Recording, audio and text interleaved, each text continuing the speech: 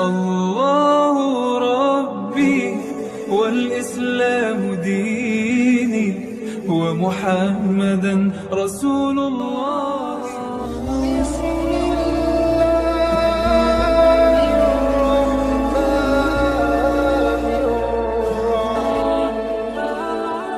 Bismillahirrahmanirrahim. Assalamualaikum warahmatullahi wabarakatuh.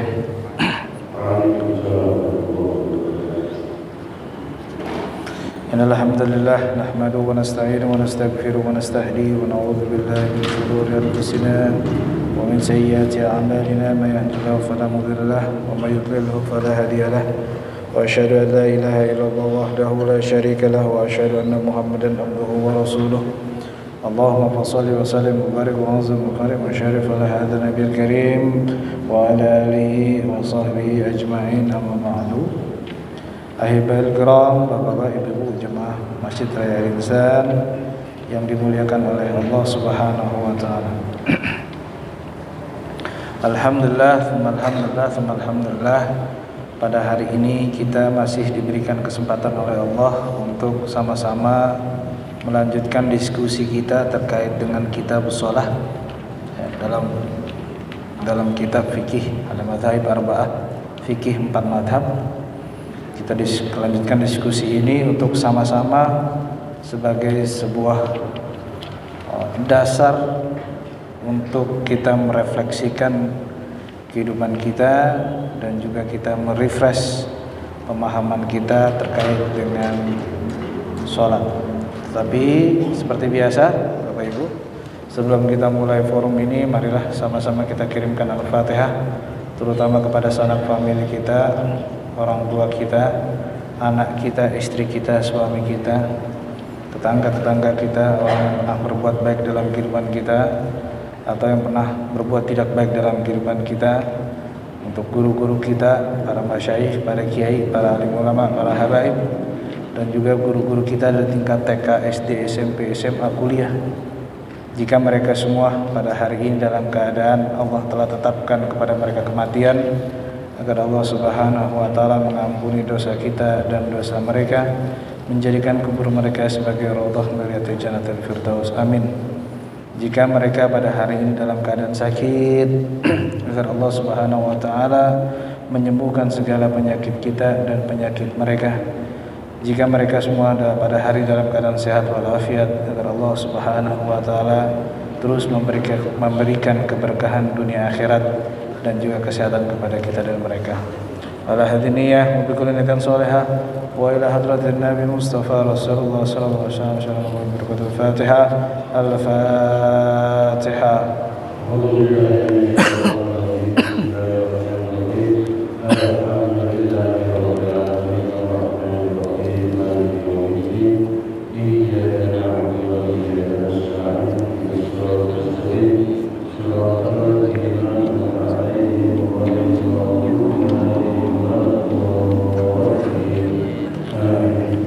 Baik Bapak Ibu, lalu Fatihah selanjutnya kita bacakan wabil khusus untuk diri kita. Jika pada hari ini, minggu ini, bulan ini, tahun ini sedang memiliki usaha agar Allah Subhanahu wa taala melancarkan, memudahkan segala urusan dunia akhirat kita. Al-hadiniyah wa bikulli niyatin shalihah wa ila hadratin Nabi Mustafa sallallahu alaihi wasallam. Al-Fatihah.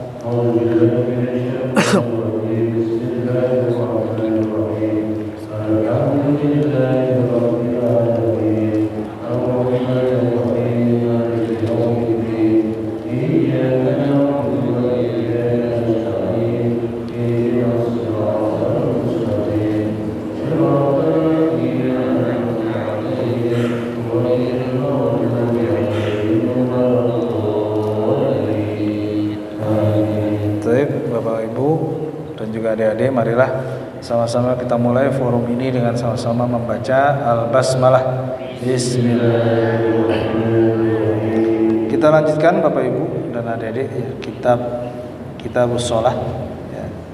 Pada pendahuluannya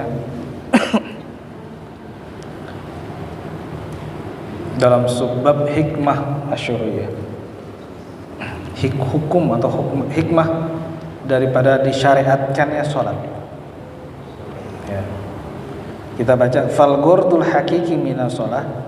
Maksud yang sebenarnya, tujuan yang esensi daripada sholat, innama huwa, ya, ghurdunnya itu ta'zimul ilahi fatiris samawati wal ard, mengagungkan,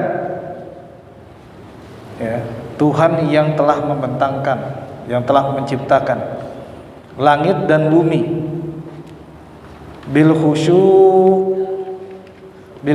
ilahu wal khudu'i li'izmatihil khalidah, ya, dengan khusyuk dan rendah hati atas keagungannya, kemuliaannya yang kekal dan abadi. Ya.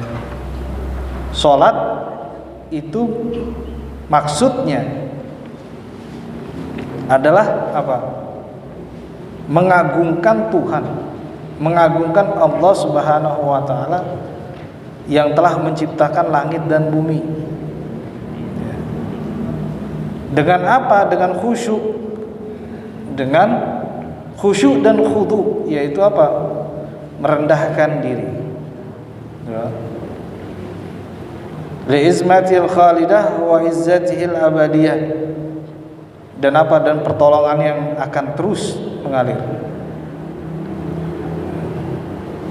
Fala yakunul mar'u salliyan li rabbih haqqan illa idza kana qalbuhu hadiran mamlu'an bi khasyatillahi wahdah.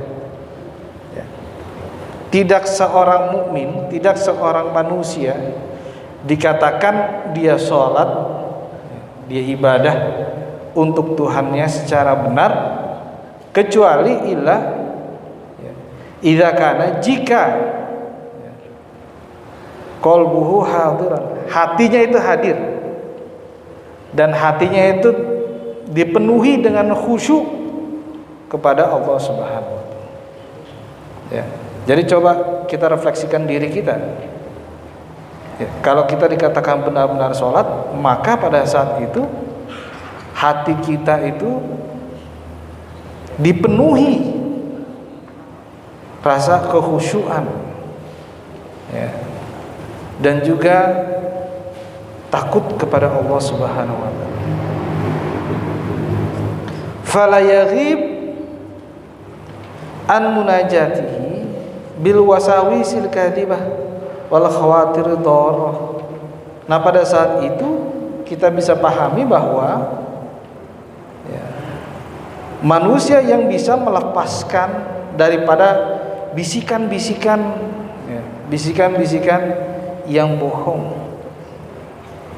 Kita sering tuh Pak Haji, kalau kita lagi sholat, ya, kita ingat sesuatu, ya, kita terdengar sesuatu, atau bahkan mohon maaf kita mengingat kerjaan kita, apapun kerjaan kita. Nah, kalau dalam redaksi, ya, kata-kata dalam kitab ini, bahwa pada saat itu kita tidak khusyuk, ya. Tapi khusyuk itu tadi melepaskan segala macam bentuk bisikan-bisikan. Sulit, ya. Bagi kita orang awam sulit. Tapi itu yang dikatakan barometer kalau kita khusyuk. Wa may yaqif baina yaday khaliqihi wa qalbuhu ala hadhil halah dzalilan khasyian. Ya. Barang siapa orang yang berdiri di depan, ya, di depan Allah, ya.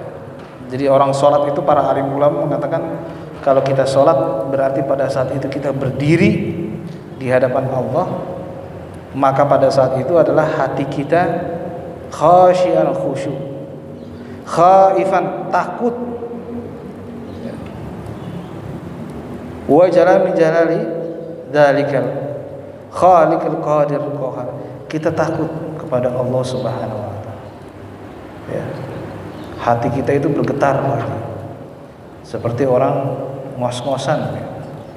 Seperti orang yang takut. Orang takut gimana Pak? Ya seperti itu. Ya. Atas apa? Atas keagungan, keesaan Allah Subhanahu. Pada saat juga fa innahu bidzalika yakunu taiban, ya, min dzambihi. Pada saat itu juga kita mengetahui dan memahami dan menyadari apa? Dosa-dosa yang kita lakukan, dosa-dosa yang telah kita lakukan.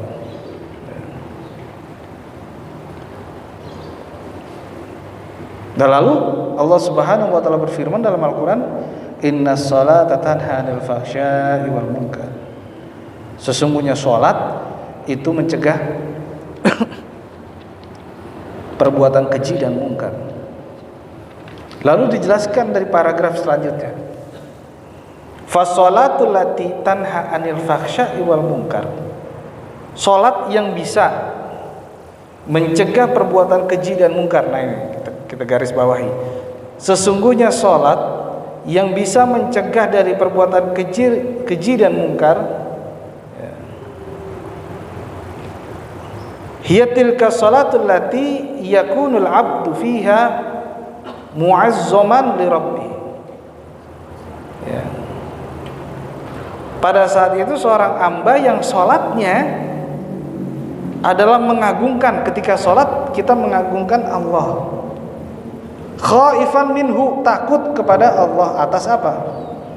Atas dosa-dosa yang pernah kita lakukan. Ya, kita menyadari ketika kita sholat dosa kita banyak,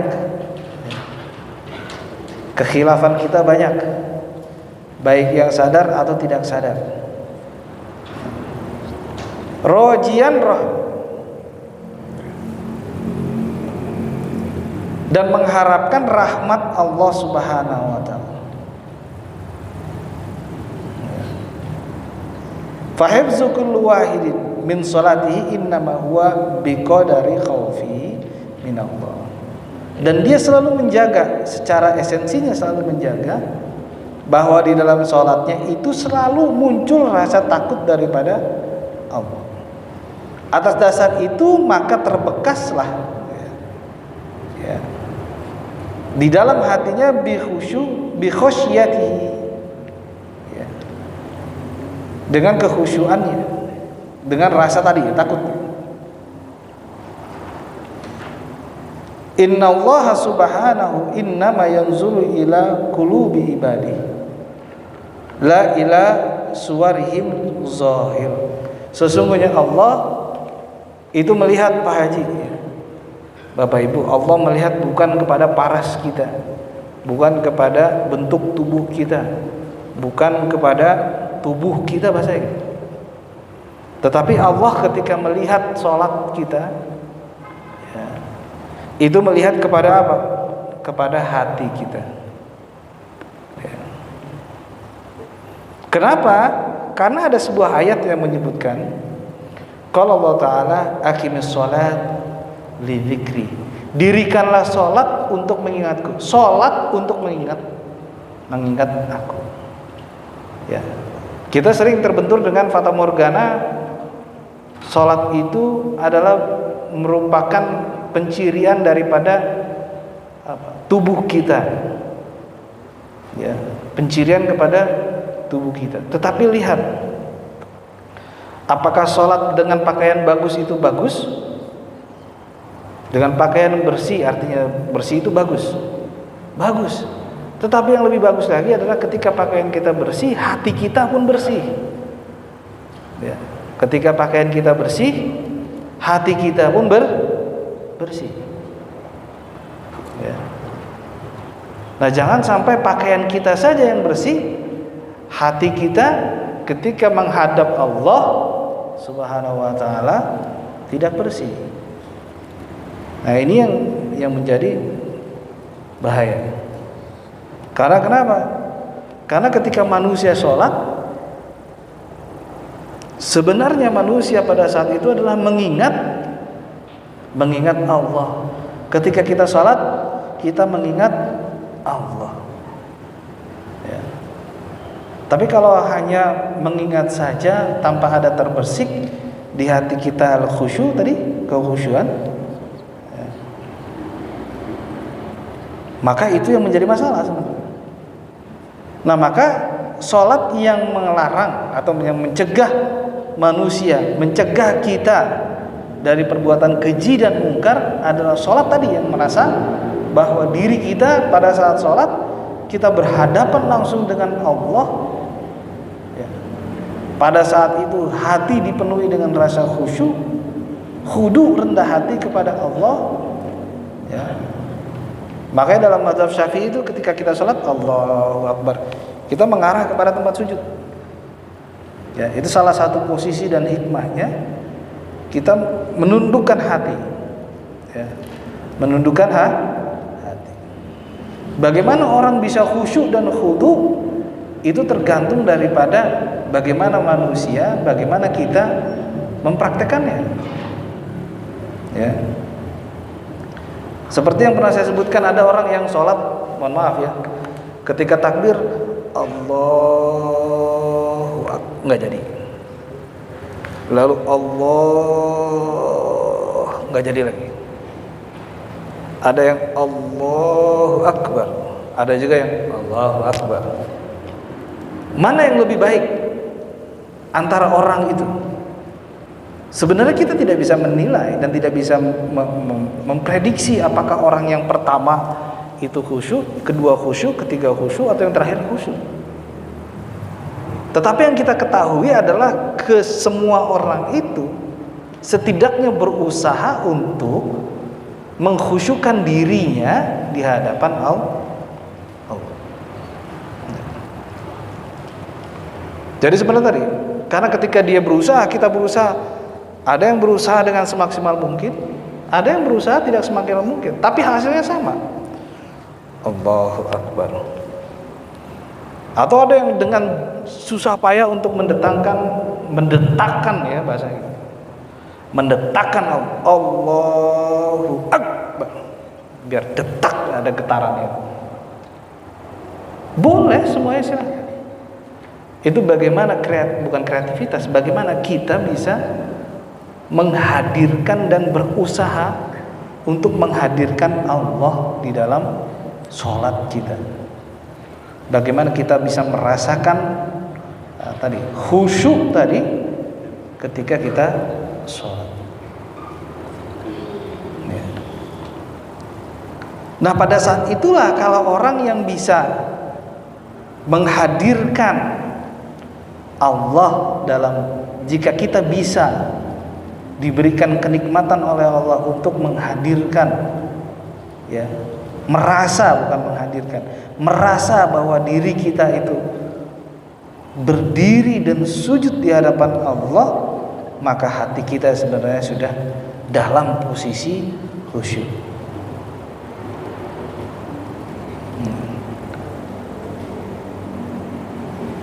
Karena Allah Subhanahu wa taala ketika menilai manusia dalam sholatnya itu bukan terlihat dan ternilai dari pakaiannya, karena akan nanti bentuknya ketidakadilan. Kalau ada orang yang kaya, mohon maaf ya, pakaiannya bagus, mahal dan sebagainya, ya, maka dia dapat khusyuk. Sedangkan orang yang tidak mampu, pakaiannya kurang baik, kurang bagus, tidak mendapatkan khusyuk di hadapan Allah. Oh, tidak seperti itu.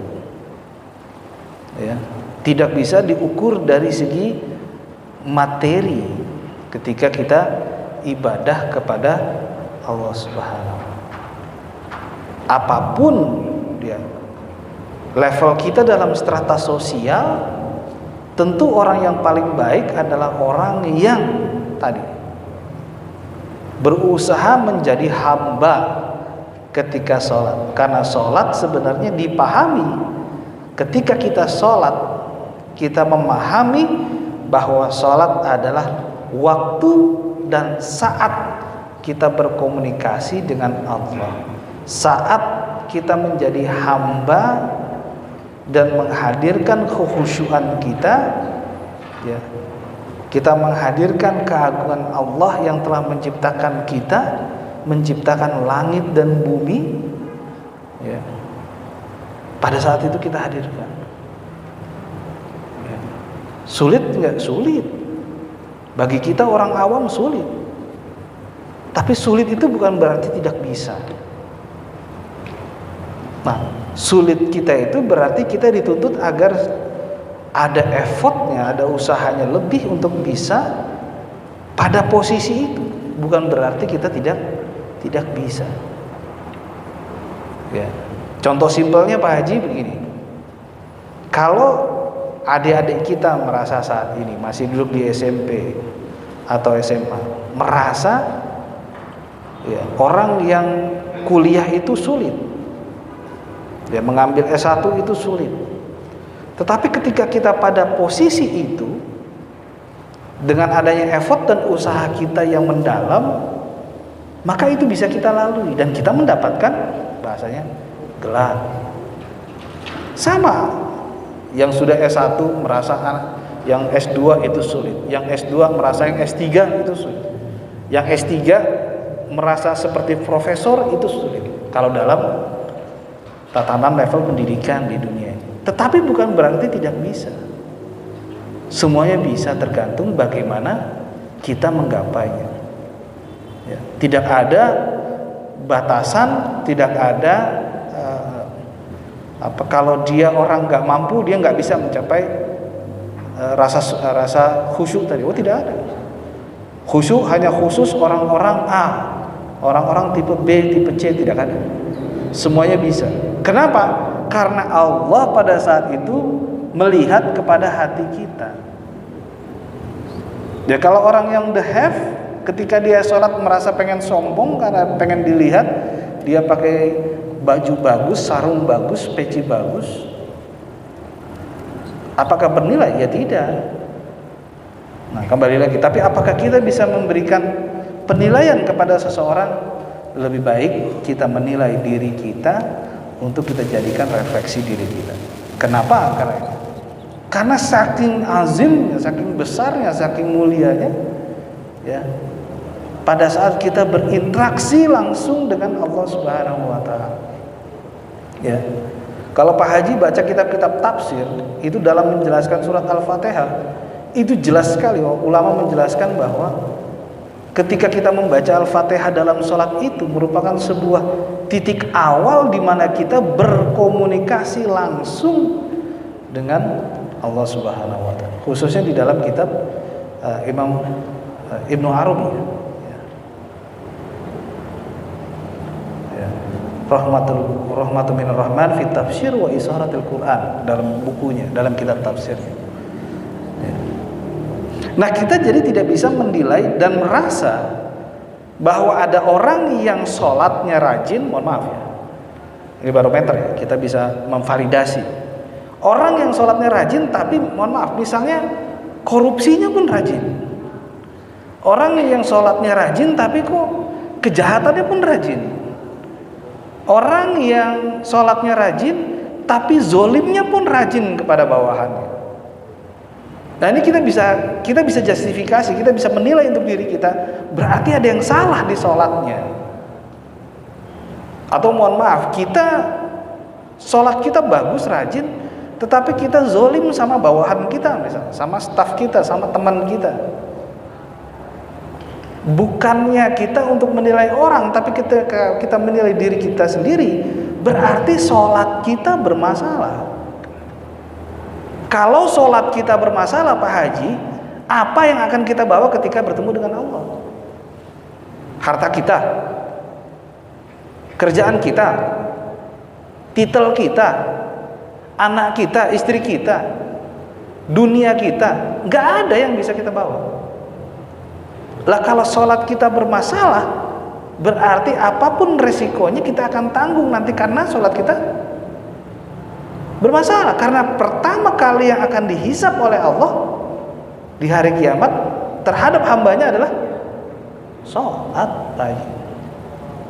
Sholat, bukan ini lulusan Amerika, Harvard, dia orang pintar. Enggak ada itu. Di dunia dia seorang pakar hukum pidana, dia sholatnya bermasalah nggak apa-apa, yang penting dia pakar. Nggak ada itu. Kalau kami di dosen misalnya ada jenjang lektor kepala, guru besar, ya, di atas guru besar ada lagi guru besar berapa 850 atau 1400. Oh, dia guru besar di 1400. Nggak perlu ditanya sholatnya. Oh, nggak ada itu urusan. Sholat yang menjadi masalah. Sholat kita jadi masalah. Nah, kalau misalnya sholat kita bermasalah, yuk sama-sama bukan kita koreksi orang untuk sholatnya lebih baik, tetapi apakah kita sudah mencapai pada titik itu atau belum? Introspeksi diri dengan adanya variabel-variabel pengukur tadi, komponen-komponen pengukur, instrumen-instrumen pengukur. Di antaranya adalah orang yang sholat pertama meyakini dan memahami dan merasakan bahwa dirinya adalah hamba.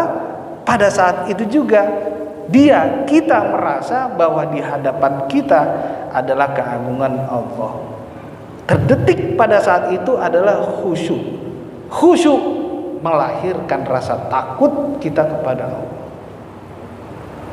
Itu instrumen-instrumen penilaiannya, sehingga kita bisa merasakan apakah sholat kita baik atau tidak. Kita gak usah peduli orang yang tadi sholatnya Allahu Akbar, putar-putar tangannya, gak usah peduli. Karena manusia punya kreasi sendiri untuk mencapai titik khusyuk.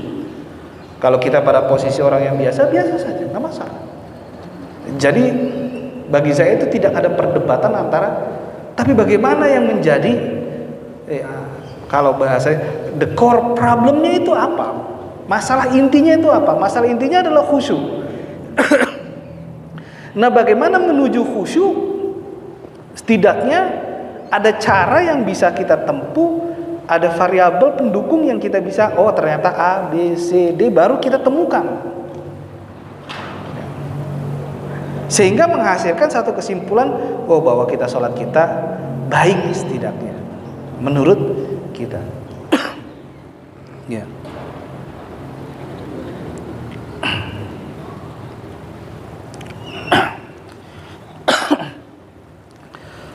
Kalau orang sudah sholat, tadi ya, sholatnya itu mampu untuk mencegah perbuatan keji dan mungkar. Ya. Fahadhihi as-salatu fi nazri din.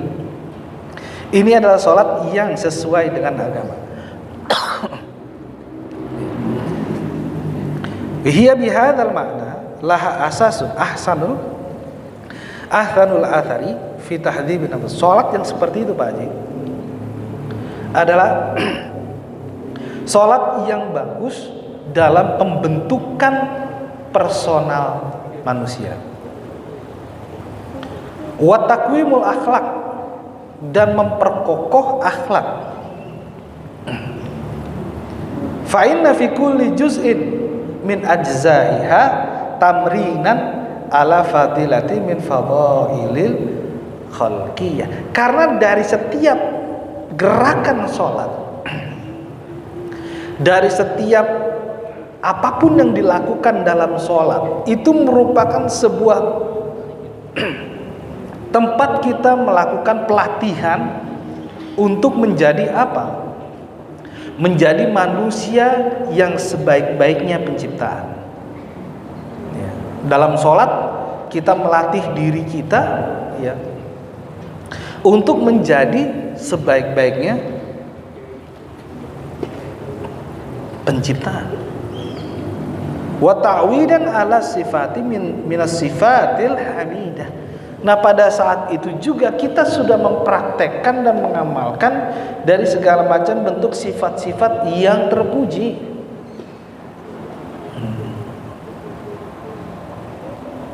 Wa ilaika jumlatun min a'malis shalah wa athariha fi tahdhibin nafs. Dan berikut adalah beberapa komponen di dalam salat yang memiliki yang berimplikasi terhadap kebaikan jiwa tadi. Beberapa ya. Jadi salat yang seperti tadi Pak Haji, sebelum kita masuk dalam komponen-komponen salatnya. Salat yang seperti tadi adalah salat yang diarahkan oleh agama. Salat yang diarahkan oleh agama. Nah, Saya sering mengatakan bahwa agama itu merupakan sebuah batasan, Pak Haji, dalam kehidupan kita. Kalau dikatakan sebuah agama, maka itu adalah maka di situ ada batasan kita manusia. Kita tidak boleh minum minuman khamar. Kita tidak boleh makan makanan yang diharamkan.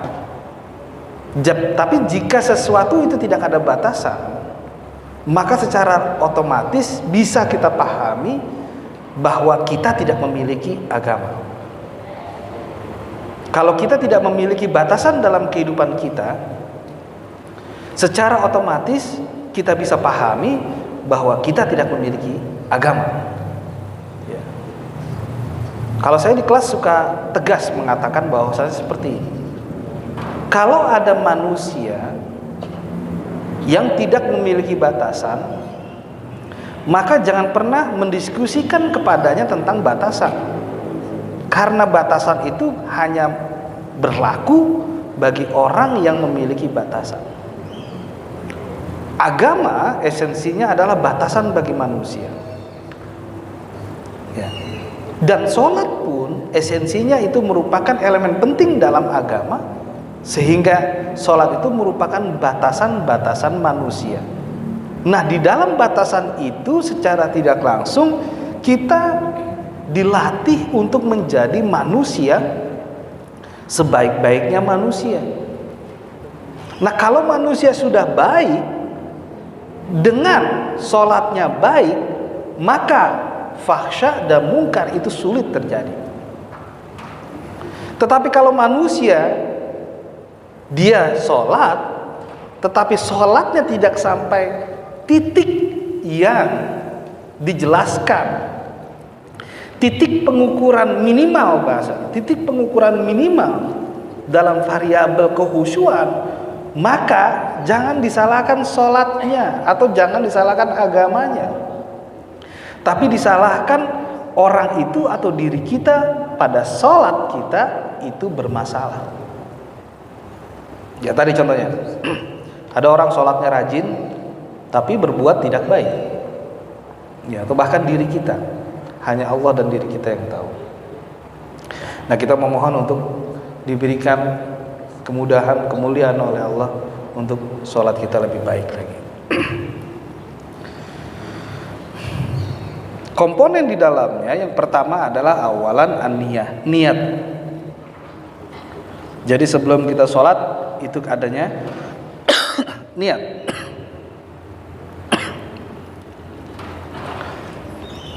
Wahia azmul qalb ala imtithalil awamirillahi ta'ala bi'ada'is sholat kamilah. Mengazamkan, menyatukan hati, mengokohkan hati dengan apa? Dengan mengerjakan apa-apa yang Allah perintahkan yang terkandung dalam sholat. Kama amara biha Allah mal ikhlas lahu wahdah.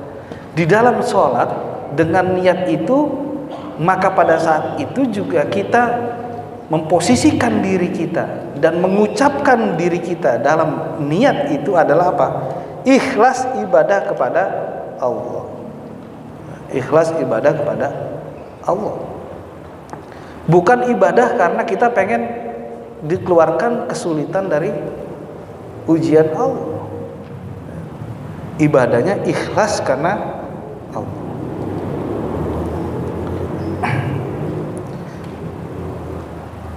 Wa may yaf'alu dzalika fil yaumi wal lailah khamsa marrat. Barang siapa yang melakukan itu, melakukan sholat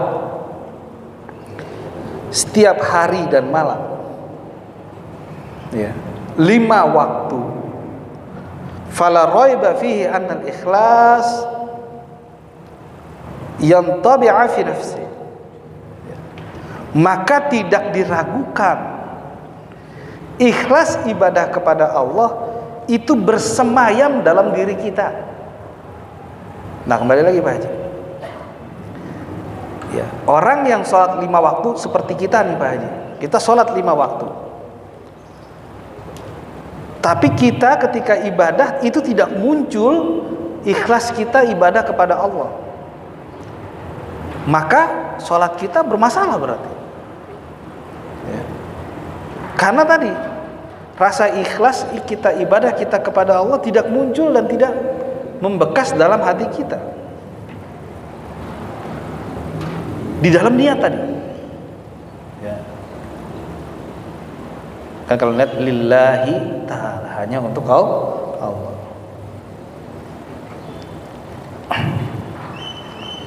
Wa yusbih sifatu min sifatihil fadilah allati laha ajmal athar fi hayatil afrad wal jamaah.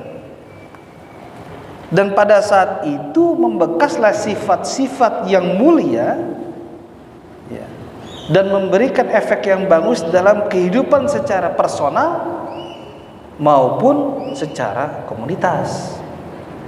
Ya, orang yang sudah ikhlas. Oh, baik. Fala syai'un anfa' fi hayatil mujtama' al-insaniyah min ikhlasin fil qaul wal amal. Ya. Maka tidak ada sesuatu yang lebih bermanfaat di kehidupan manusia, ya, kalau misalnya manusia itu tidak ikhlas dalam perkataan dan perbuatan. Tadi kembali, ikhlas itu sebagai titik barometer di mana keikhlasan itu bisa menciptakan kehidupan individu yang baik dan kehidupan masyarakat yang baik, kebersamaan dan seterusnya dan seterusnya. Nah, ini adalah salah satu komponen dari banyak komponen yang nanti kita akan lanjutkan pada diskusi selanjutnya. Yang pertama itu adalah niat, di mana dalam niat itu kita menghadirkan Allah dan berusaha dengan keikhlasan ibadah kepada Allah.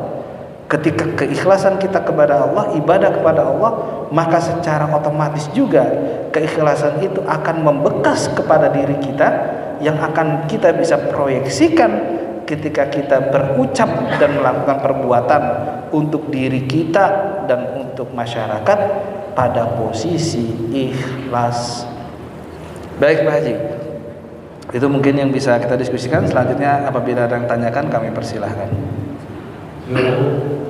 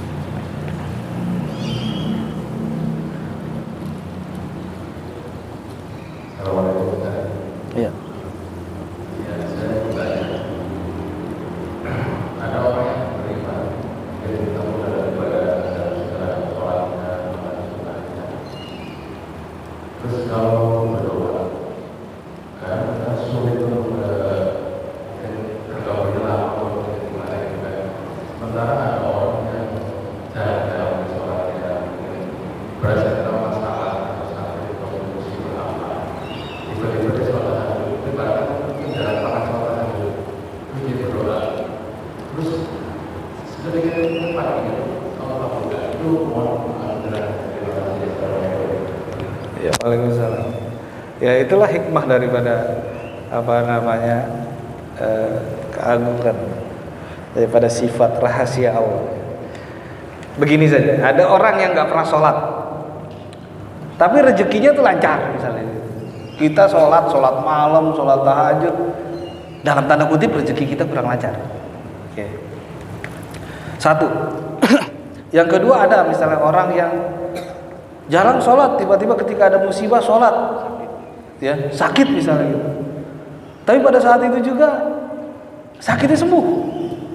Tapi ada orang yang rajin sholat, sakitnya nggak sembuh-sembuh gitu ya Pak Said. Nah, bagaimana kita memahami itu? Yang pertama, kita pahami dari sifat zahirnya dulu, yang nampaknya dulu Pak. Kalau yang tidak nampak itu urusannya Allah, dalam artian hanya Allah yang tahu. Yang nampak. Yang pertama, kalau ada orang yang dicintai, misalnya kita mencintai seseorang, apakah kita akan senang menemuinya satu kali, atau akan senang menemuinya beberapa kali atau bahkan sering? Jawabannya adalah yang kedua. Kalau kita dicintai oleh Allah, maka Allah akan merasa bahwa ayo doa lagi Pak Said, ayo doa lagi, saya suka sama kamu, ayo doa lagi.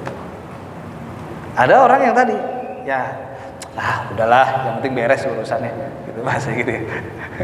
Kalau kita dilogikakan manusia ya, untuk minta apa ini udah, yang penting beres urusannya. Ada orang yang kita sayangi, entar dulu mau kemana sih ente, kan gitu ya. Ketemu teman kita begitu juga kan, ada orang yang kita senangi cuma sebentar, tar mau kemana sih, sini aja dulu, ngobrol dulu segala macam. Tapi ada orang yang gak kita senangin, kayak gini nih, udah ini nih biar beres urusannya, bahasa gitu. Tetapi itu bahasa orang awam, Pak. Ya.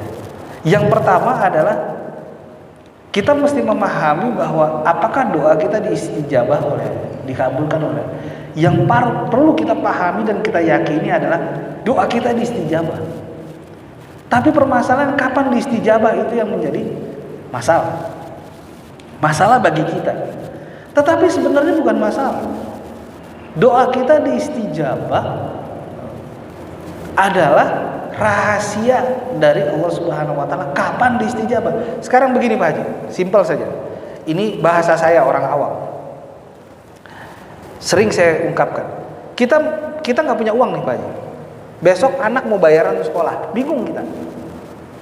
Ya, anak mau bayaran sekolah, kita bingung. Ya Allah, ini kita belum dapat rezeki, belum dapat orderan.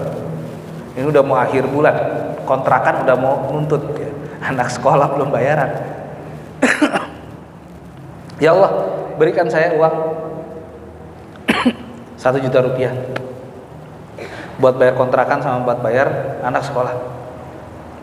Tapi tidak diberikan, mohon maaf, seperti itu. Sampai anak sekolah pun sudah dekat waktunya, belum juga dapat. Tetapi apakah kita mengetahui rahasia itu? Rahasia di balik itu kita tidak akan tahu. Sekarang simpelnya begini Pak Haji. Kita memohon kepada Allah diberikan uang 1 juta rupiah. Ya, 1 juta rupiah. Tetapi kita tidak diberikan, lalu kita ngedumel bahasanya. Kenapa nih? Berarti doa kita nggak diistajabah. Nah sekarang, ya kalau kita manusia, kalau saya manusia saya pahami. Nah kalau sekarang Allah tidak memberikan 1 juta rupiah, tapi Allah membunuh sel-sel yang merusak dalam diri kita, penyakit-penyakit dalam diri kita, misalnya kankerkah di diri kita, di istri kita, di anak-anak kita. Pada saat itu juga Allah sembuhkan. Apakah kita bisa menyamakan antara uang 1 juta yang kita minta dengan tadi sel-sel yang merusak dalam diri kita Allah matikan? Kita tidak tahu rahasia Allah. Allah masih memberikan kita kesempatan. Ya. Terlebih lagi misalnya Allah memberikan kita 1 juta tapi besok kita tidak beriman. Nah itu pun masalah. Segala sesuatu yang Allah berikan itu merupakan ketetapan. Jadi kalau kita baca kitab Nasuhul Ibad, segala sesuatu yang Allah berikan kepada kita itu merupakan ketetapan Allah Subhanahu wa taala. Ya. Tapi jangan pernah kita merasa bahwa ketika kita berdoa kita tidak diijabah oleh Allah. Kita diijabah Pak. Cuma Allah memberikan sesuatu yang lebih daripada yang kita doakan.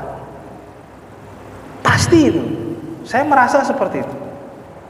Karena kenapa? Karena Allah mengetahui apa yang ada dalam diri kita, apa yang ada dalam keluarga kita, apa yang ada dalam kehidupan kita. Solusi yang Allah berikan itu pasti solusi yang terbaik untuk diri kita. Dan ijabah itu bukan berarti hanya sebatas bentuknya materi jika kita materi. Nah saya juga pernah berbicara, ini sebenarnya di kelas ya dengan mahasiswi saya bilang, Anda istikharah, saya bilang. Tapi dalam istikharah Anda memaksakan, saya bilang gitu. Misalnya gini, ya Allah saya dekat dengan A itu anaknya kiai, belum kerja. Ya Allah saya juga dekat dengan B itu punya harta segala macam. Tapi dalam doa kita memaksakan kalau bisa yang B saja ya Allah. Berarti kan apa? Memaksakan kehendak dalam berdoa. Lalu ketika diberikan yang B misalnya, yang diberikan yang C, tiba-tiba kehidupannya itu murat-marit. Artinya banyak masalah. Tapi inilah yang kita paksakan kehendak. Jadi kita memaksakan kehendak dalam berdoa bahasanya. Nah, ini yang menjadi masalah. Begitu saja. Jadi di dalam doa kita itu, yakinlah kita doa sholat kita itu diijabah oleh Allah Subhanahu wa Ta'ala. Tetapi kapan diijabahnya itu adalah rahasia dan hanya Allah lah yang tahu. Tapi bukan berarti tidak. Baik Bapak Ibu, itulah yang bisa kita diskusikan pada malam hari ini. Insya Allah minggu depan, 2 minggu lagi kita akan lanjutkan. Minggu depan kita puasa. Tapi seperti biasa sebelum kita tutup forum ini, marilah kita sama-samakan Al-Fatihah, bacakan Al-Fatihah untuk diri kita dan seluruh pengurus masjid yang ada di sini, masjid ini dan seluruh masjid di dunia yang telah mewakafkan ilmunya, hartanya, tenaganya untuk masjid dan untuk ilmu Allah, diberikan kemudahan bagi kita dan bagi mereka, dan juga keberkahan dunia akhirat bagi kita dan mereka. Al-Hadiniyah wa bikullinan salihah wa ila hadratin Nabi Mustafa Rasulullah. Al-Fatihah.